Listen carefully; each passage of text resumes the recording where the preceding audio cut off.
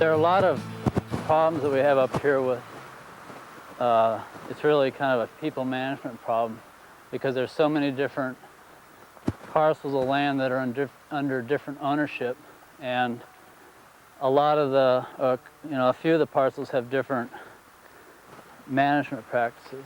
And so for the public, when they come up to the parking lot, it's really important that they read the signs and really pay attention to what they say, because there are areas where the dogs are supposed to be on leash or under voice command, where they're really required to stay on the trail. And as we finish these trails, we'll be posting signs that say which trails are closed. And I think a lot of people kind of filter out the signs and just walk past them, and they're kind of into the mood of just hiking and not reading. But it's really important for the stability of some of our trails that they read the signs and stay off trails that are closed. Hi. Hey.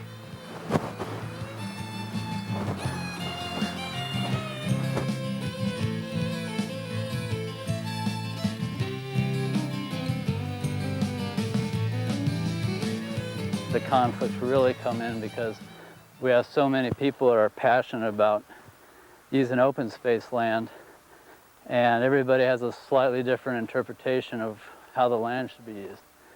And we're in a kind of a long process of trying to come up with a management plan for this area, the North Hills, and we'll be trying to address all these different uses, whether it's mountain biking, hiking, or a place for dogs to run. And I think a lot of the comments have already been put in for those before I got on the job. And then I think there's the whole issue of, once we get a management plan in place and say there are restrictions on different types of use, then we're thrown into the arena of enforcement, which Parks and Rec really doesn't do. We don't have enforcement officers, nor the budget really to monitor a lot of the land use. So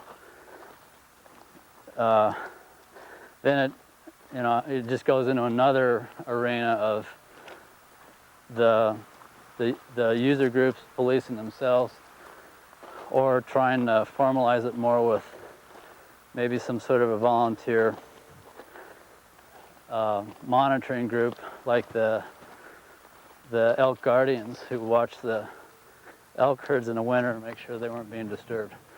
You can see just on this road here a lot of this erosion, and the problem, a lot of the trails have been really stable for years, and it's partly because we don't generally receive really high intensity rainfalls. And just this summer, it's kind of an anomaly. We've received one right after another and have really gotten a huge amount of erosion on some of the roads and a lot of the trails. And that, coupled with the fact that we've never really had the money to maintain our open space trails, they haven't been designed with water bars or erosion dips or at reasonable grades. In fact, a lot of them weren't designed at all. I think a lot of the trails may have started off as game trails, and a lot of times those are the gentler trails, or they started off as just small erosion gullies, and then people started hiking them, and then they become wide, and it's really kind of hard to say what came first, but they've mainly been opportunistic trails without a lot of thought given as to where they've been placed or what grade. And so what we're trying to do, as we have time and money, is close down these sections of really steep trail and redirect trails around the badly eroded areas that are at a more reasonable grade. And the mechanism of trail deterioration seems to be that what happens is, it's not necessarily people going uphill that are causing the erosion. It's when people go downhill, and a lot of the fine material from the erosion has been washed off, and so what's left are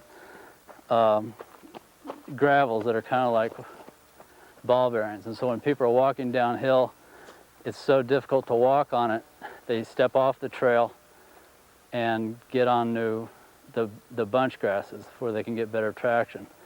And over the course of time, and I've seen it on Jumbo in a section of trail there in the last 10 years, it's gone from one tread to 4 separate treads. And that's one of the areas that we're working on restoring right now. And so part of our mission really is to educate the public about the ramifications of their actions. And I think a lot of people don't think about it, or they don't know the issues, or we haven't been able to sign the trails. But once we start signing the trails that are closed, I hope that people will start to understand that, there's a reason why we're closing the trails, that not only are they unsafe and uncomfortable to walk on, but the Parks and Rec Department really doesn't have the budget to maintain them. And so the new trails we're putting in, we're trying to design trails that kind of maintain themselves, that the water's directed off through the design, and we don't have to keep going back and cleaning water bars or installing water bars.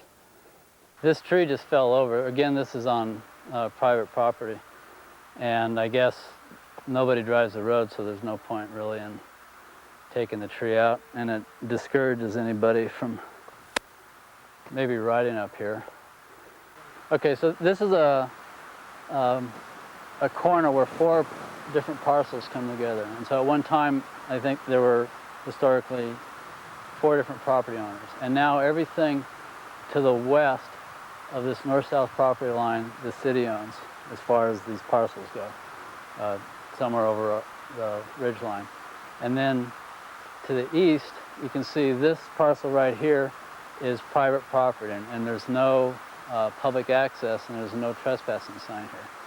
And this is the property we just came across, the Waterworks Hill Conservation Easement, which has its own set of rules, and this is the same type of sign that's posted down at the trailhead off of Duncan. And it's these different owners that kind of make it difficult to manage, particularly when we're seen as really the entity that is, I guess, encouraging use, but it brings a lot of land or hikers or pedestrians in the vicinity of this private land where they're not given permission to hike. So the other issue here, and you can see this is a great spot to see the problems that we're having with our trails. If we look right here, this, I don't know if this was a trail or if it was just a path worn by cattle and horses moving along the fence line, which commonly happens. But whatever started, it was eventually, I think, adopted as a pedestrian trail. And so people will leave this and hike up this path, which is incredibly steep. It must be, it's well over 45%. In places, it may even be approaching 100%. But you can see in the last few storms, actually this deposit of sediment that eroded from what was an old trail wasn't there 2 weeks ago. It was smaller, but the high-intensity storms have really created an unstable situation with some of these paths. And you can see up here, here's another example of what may have been a use road for the ranch, or the former property owner. So this is one of the projects that the Montana Conservation Corps will be working on later in the week. And what we're trying to do is stabilize the erosion here and then close off the trail.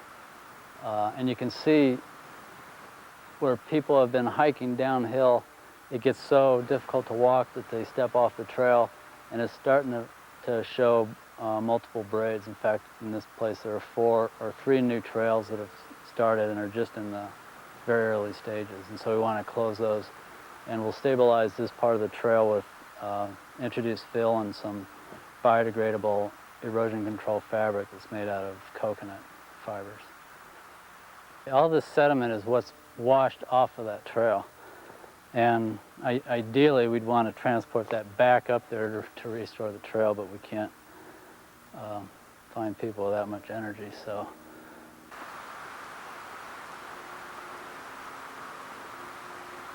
So this is another one of the tasks that the Conservation Corps is going to take on, and it's just cleaning the water bars. Eventually, they have to be maintained, and they fill up with the sediment. And if it's not cleaned out, then the water just goes over the top and it isn't redirected off the trail. So they'll be doing water bar maintenance all over the North Hills.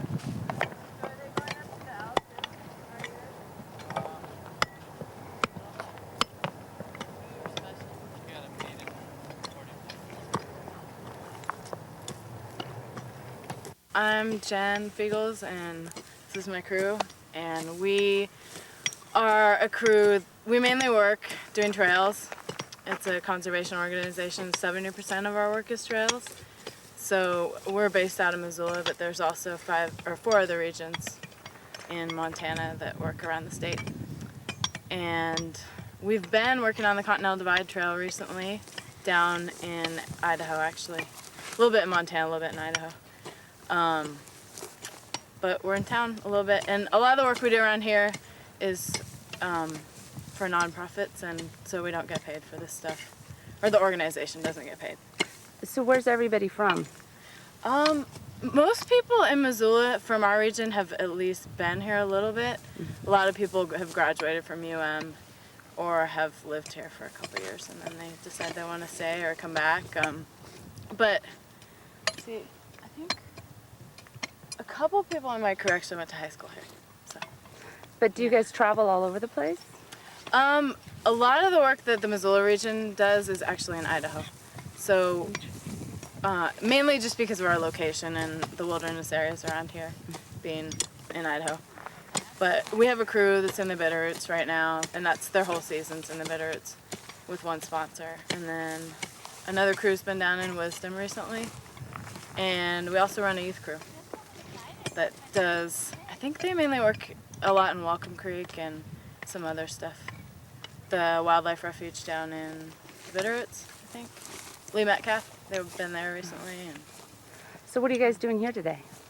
we're just doing a reroute to control the erosion around the area.